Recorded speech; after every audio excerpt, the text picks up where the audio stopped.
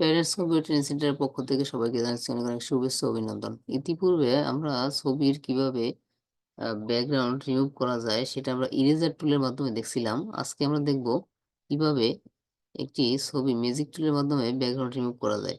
তাহলে ফাইল থেকে ওপেন থেকে আমরা ছবিটা নিয়ে আসি।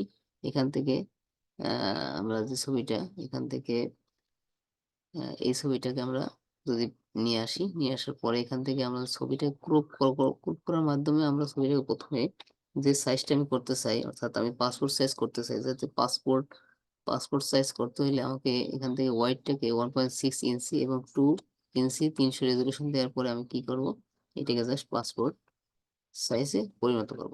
আচ্ছা, পাসপোর্ট সাইজ করতে হলে আমাদের অবশ্যই কি করতে হবে, যেটা করতে হবে সেটা হচ্ছে এখান থেকে ম্যাজিক টুল আমরা পাসপোর্ট সাইজ মানে নিয়ে নিলাম এবং ম্যাজিক টুলের মাধ্যমে এখান থেকে জাস্ট ম্যাজিক টুল থেকে ক্লিক ক্লিক করার পরে এখান থেকে সিলেক্ট থেকে এই যে ফেদারটা আছে, ফেদার দিয়ে এখান থেকে টু দিয়ে তারপর আমরা কি করব, ওকে দেব। ওকে দেওয়ার পরে আমাদের যাব আমরা দুইটা কালার আছে এখানে, উপরে একটা কালার, এটা হচ্ছে ওই যে ফরগ্রাউন্ড কালার এবং এটি কি ব্যাকগ্রাউন্ড। তাহলে ব্যাকগ্রাউন্ড কালার ক্লিক করার পরে আমরা এখান থেকে জাস্ট যে কালারটা আমার পছন্দ সেই কালারটা আমি এখান থেকে সিলেক্ট করে নেব।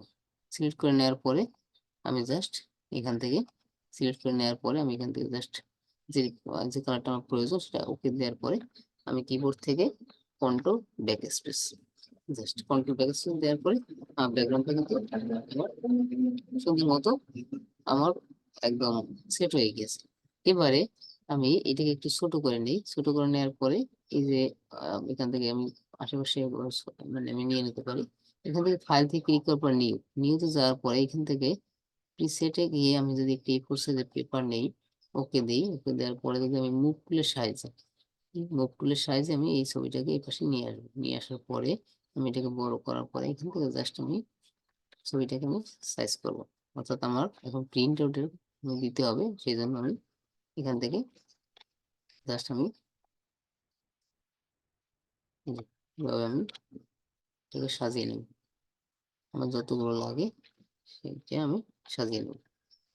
জাস্ট সাজিয়ে নেওয়ার পরে এখান থেকে পরবর্তীতে আমি আবার যদি নিচে আমার প্রয়োজন হয় আমি জাস্ট এখান থেকে আমি এইভাবে এভাবে আমি যতগুলো লাগে আমার ততগুলো আমি করে নিতে পারি। এই যে এভাবে করবো। তারপর আমাদের প্রিন্ট আউটের জন্য আমার কি হবে, তৈরি হয়ে যাবে। এবার যে আমি মনে করি যে না আমার সেভ করার দরকার আছে, তাহলে ফাইল থেকে কোথায় যেতে হবে, সেভ এস যাওয়ার পরে এখান থেকে আমি ফাইলের একটা নাম দেবো, অর্থাৎ এটা কি সাইজ, এটা যেহেতু পাসপোর্ট সাইজে করতেছি তাহলে পাসপোর্ট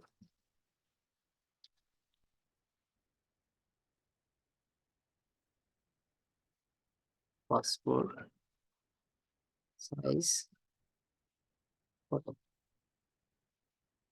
ফটো ঠিক আছে। এটা দেওয়ার পরে এখান থেকে ফরম্যাটটাকে আমরা পিএইচডি বা জেপিইজি কিন্তু ফরম্যাটে আমি নিয়ে নিতে পারি এবং আমি সেভ করে দেবো। ব্যাস, এতটুকু ছিল আজকে। তো এভাবে দেখে দেখে সবাই প্র্যাকটিস করতে থাকে। সবাই ভালো থাকবেন, আজকের মতো বিদায়।